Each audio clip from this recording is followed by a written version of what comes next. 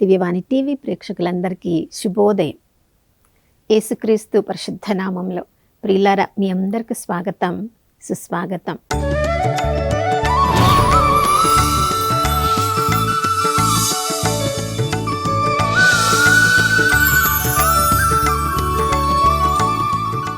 ఈరోజు మనందరినీ సజీవుల లెక్కలో ఉంచిన ఆ దేవాతి దేవునికి పూర్ణ హృదయంతో వందనాలు తెలియచేద్దాం.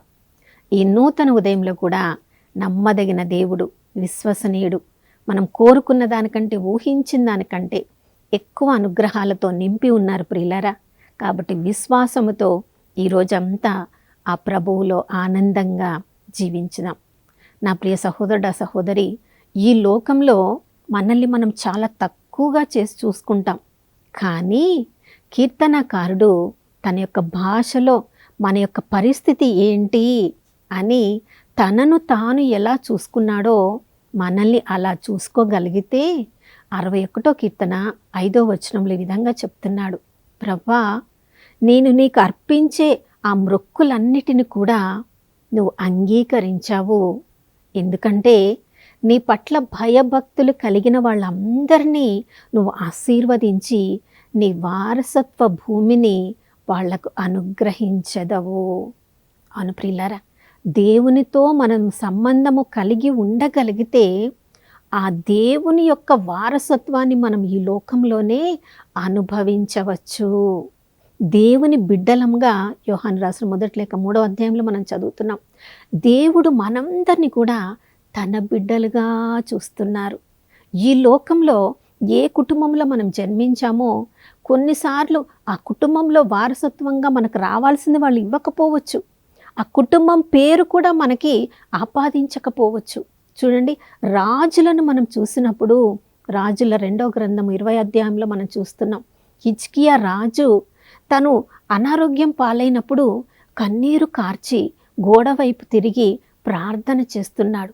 కానీ ఎప్పుడైతే ఆయన ప్రార్థనను మెచ్చి దేవుడు ఆయన కన్నీరు చూసి ఆయన జీవితాన్ని పొడిగించాడో, ఆయువును పొడిగించాడో ఎంతో సంతోషించిపోయాడు. కానీ ప్రియులారా, ఒక మంచి క్రియ మన జీవితంలో జరిగిందంటే మనం చాలా మెలకువగా ఉండాలి.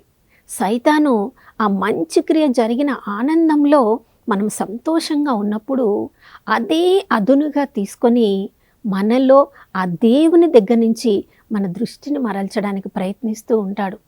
ఆ హిజ్కియా సంతోషంగా ఉన్నప్పుడు బబులోనియా నుండి ప్రజలు వచ్చి ఆయనను ఆ కుశల ప్రశ్నలు అడగడానికి, ఆయన పొందిన ఆరోగ్యం గురించి అడగడానికి వచ్చినప్పుడు సంతోషంలో తన రాజ్యంలో ఉన్నదంతా కూడా చూపించాడు ప్రియులారా. తన రాజ్యంలో ఇక వారికి చూపించనిది అంటూ ఏమీ కూడా లేదు. తర్వాత దేవుడు అతనితో మాట్లాడుతున్నాడు. వారు ఎందుకు నీ దగ్గరకు వచ్చారో తెలుసా? వాళ్ళు బుద్ధి సైతాను అనుగ్రహంతో వాళ్ళు వచ్చారు. నువ్వు నీ దగ్గర ఉన్నదంతా కూడా చూపించావు. దాని అర్థం ఏంటంటే, ఒకరోజు నీ దగ్గర ఉన్నదంతా కూడా బబులోనియా సామ్రాజ్యంలోనికి తీసుకొని పోబడుతుంది. అంతేకాదు, నీ తర్వాత నీ బిడ్డలు, నీ తరము వారందరూ కూడా ఆ సామ్రాజ్యంలో నపుంసకులుగా బ్రతుకుతారు అన్నప్పుడు ప్రియులారా, హిజ్కియా రాజు, అయ్యో, ఇలా నా తరానికి జరగబోతుందా? నా వారసత్వం వాళ్ళు ఇలా ఉండబోతున్నారా? అయ్యో అని మరలా కన్నీరు కార్చి, వద్దు ప్రభా, అలా జరగకూడదు, నా పాపాన్ని మన్నించి అని ఉండాల్సింది. కానీ దానికి బదులుగా నేను ఉన్నంత కాలము నా సామ్రాజ్యము సురక్షితంగా ఉంటే చాలు అనుకొని ప్రభా అలాగే జరగనివ్వు అన్నాడు. తర్వాత ప్రభు చెప్పినట్లుగా అతని సంతానము బబులోనియాలో వాళ్ళు తీసుకొని పోబడ్డారు. ప్రవాసంలో జీవించాల్సిన పరిస్థితి వచ్చింది. ప్రియులారా, రాజులే వాళ్ళ తర్వాతి తరము వారికి అలాంటి పరిస్థితిని అనుగ్రహిస్తున్నప్పుడు ఈ లోకంలో మన గురించి ఎవరైనా ఆలోచిస్తారా?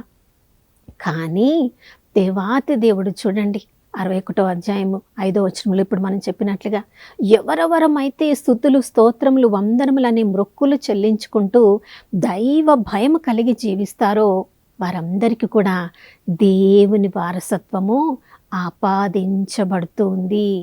ఇది ప్రభువు మనం ఈ లోకంలో జన్మించిన తర్వాత అప్పుడు ప్రభు నిర్ణయించలేదు ప్రియులారా. ఎఫెసీయులకు రాసిన లేఖ 1వ అధ్యాయం 11వ వచనం మనం చదువుతున్నాం.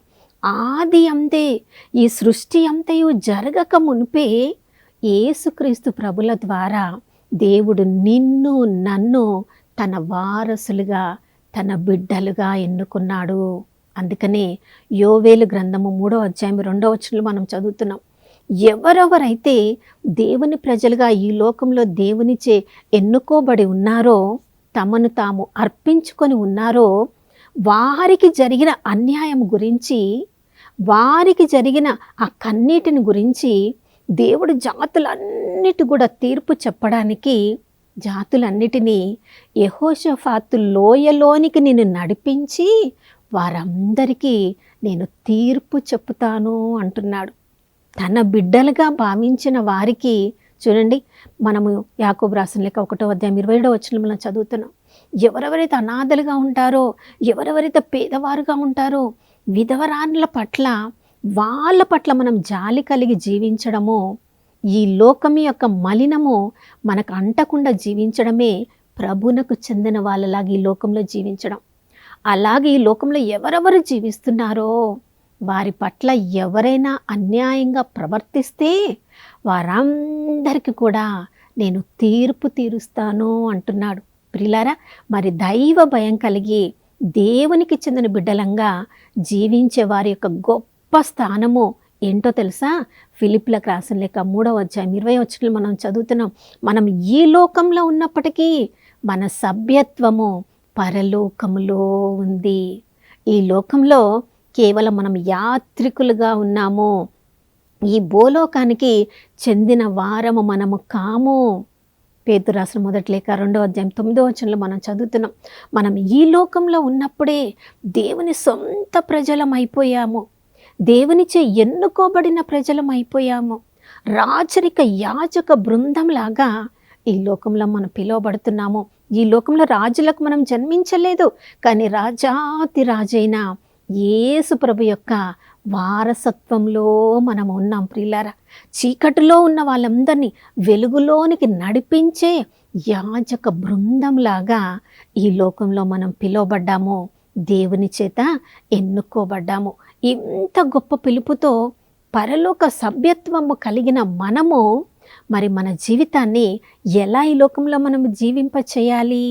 మన సత్కార్యములనే వెలుగు ఈ లోకంలో అందరి మీద ప్రకాశింప చేయాలని మత్తయి సువార్త 5వ అధ్యాయము 16వ వచనంలో మనం చదువుతున్నాం.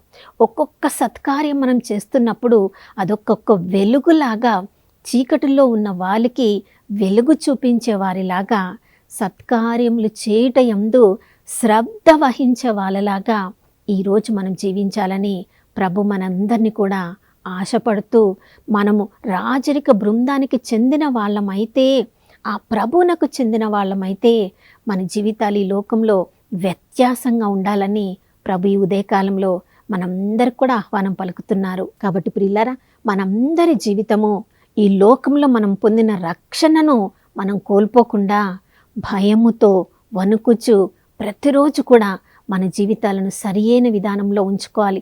అందుకనే 61వ కీర్తనలో మొదట్లో మనం చదువుతున్నాం, మనం ప్రతిరోజు కూడా ప్రార్థనలో ఆక్రందన చేయాలి, విధేయతతో ప్రార్థించాలి, ఆ దేవునికి మొక్కుబడులు చెల్లించుకోవాలి, కీర్తనలతో స్తుతులతో ఆ ప్రభు మందిరంలోనికి మనం ప్రవేశించాలి. ఆ ప్రభువునకు చెందిన విధంగా భయభక్తులను కలిగి ఆ ప్రభు బిడ్డలంగా ఈ లోకంలో మనం జీవిస్తున్నప్పుడు ఎఫెసీయులకు రాసిన లేఖ 2వ అధ్యాయం 9వ వచనంలో మనం చదువుతున్నాం. మనము చేసే సత్కార్యముల ద్వారా దేవుని యొక్క గొప్ప మహిమను ఈ లోకంలో మనము ప్రచురము చేసిన వాళ్ళం అవుతాము. కాబట్టి మన జీవితాలను ఒకసారి మనం పరిశీలించుకుందాం. దైవ భయము కలిగి మనము ప్రభువు పట్ల నమ్మకమైన వారంగా ఈ లోకంలో జీవించగలుగుతున్నామా? ఈ లోకంలో ఈ లోకానికి జన్మనిచ్చిన ఈ తల్లిదండ్రుల యొక్క గొప్ప పేరు ప్రతిష్టలు మనకు కావాలనే ఆ వారసత్వము, ఈ భూలోకపు వారసత్వాన్ని మనం కోరుకుంటున్నామా? లేదా ఈ లోకంలో దైవ భయము కలిగి జీవించడం ద్వారా పరలోకపు తండ్రి యొక్క వారసత్వాన్ని కలిగిన బిడ్డలంగా ఈ లోకంలో మనం జీవిస్తున్నామా? ఈ ఉదయకాలము కొద్దిసేపు మనం ధ్యానంలో ఉండి మన జీవితాలను మనం పరిశీలించుకుందాం ప్రియులారా. అందుకు గాను కృపను అనుగ్రహించమని ప్రార్థించుకుందాం. నాతో కలిసి ప్రార్థించండి. పరిశుద్ధమైన దేవానికి స్తోత్రములు తండ్రి. ఈ లోకంలో నాయన శాశ్వతంగా మేము ఉండడానికి ఈ లోకంలో మేము జీవించడం లేదు ప్రవ్వా. మాకు సత్యము తెలుసు, ఒకరోజు ఈ లోకాన్ని వదిలి వెళ్ళవలసిన వారమని. కాబట్టి ఈ లోకపు వారసత్వం కొరకు మేము తాపత్రయపడకుండా ప్రవ్వా, మా ఆత్మీయ జీవితం మీద మేము దృష్టిని పెట్టి మీతో సంబంధాన్ని కలిగి ఉండడానికి మాకు కృపను అనుగ్రహించండి.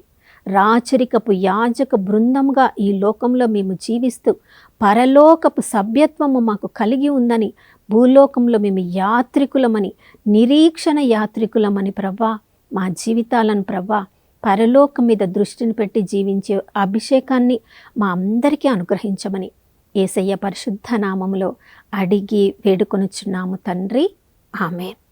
అవును ప్రియులారా, పరలోక పౌరులమైన మనము ఈ లోకం మీద దృష్టిని మరల్చి ప్రభువైన యేసుక్రీస్తు ప్రభువు వారి అడుగుజాడల్లో ఈరోజంతా నడుద్దాం.